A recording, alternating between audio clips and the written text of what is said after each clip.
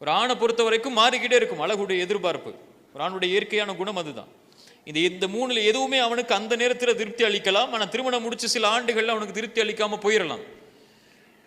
அதான இயற்கையான மனிதனுடைய குணம். உலக அலங்காரம் அப்படிதான் அவனுக்கு காட்சி அளிக்கும். ஆனால் நிரந்தரமா நிலையா இருக்கக்கூடியது அந்த பெண்ணிடத்துல, அந்த பெண் உள்ளத்துல சுமக்கக்கூடிய இந்த தீன், இந்த தொழுகை, இந்த நோன்பு, அல்லாஹ்வுக்காக கணவனுக்காக அல்லாஹ்வுடைய பார்வையில் தன்னுடைய கற்பை பாதுகாக்க வேண்டும் என்ற எண்ணம். கணவனுக்கு எந்த நிலையிலும் ரசூலுல்லாஹி ஸல்லல்லாஹு அலைஹி வஸல்லம் சொன்னாங்க, இந்த உலகத்தில் ஒருவருக்கு அல்லாஹ் அல்லாதவருக்கு சஜிதா செய்வதற்காக நான் பணித்திருந்தால் பெண்ணை கணவனுக்கு சஜிதா செய்யுமாறு பணித்திருப்பேன். ஆனால் அல்லாஹ்வுக்கு மட்டும்தான் உரித்தானது சஜிதா. அதனால தடை செஞ்சாங்க ரசூலுல்லாஹி ஸல்லல்லாஹு அலைஹி வஸல்லம். அந்த அளவு பணியக்கூடிய பெண், கணவன் என்ன சொன்னாலும் அல்லாஹ்வுடைய மார்க்கத்திற்கு உட்பட்டிருந்தால், அல்லாஹ்வுடைய ஷரியத்திற்கு உட்பட்டிருந்தால், கணவனுடைய வார்த்தைக்கு முழுவதும் அடிபணியக்கூடிய பெண்ணாக அந்த ஒரு பெண் இருக்கக்கூடிய பெண்ணை தேர்ந்தெடுங்கள்.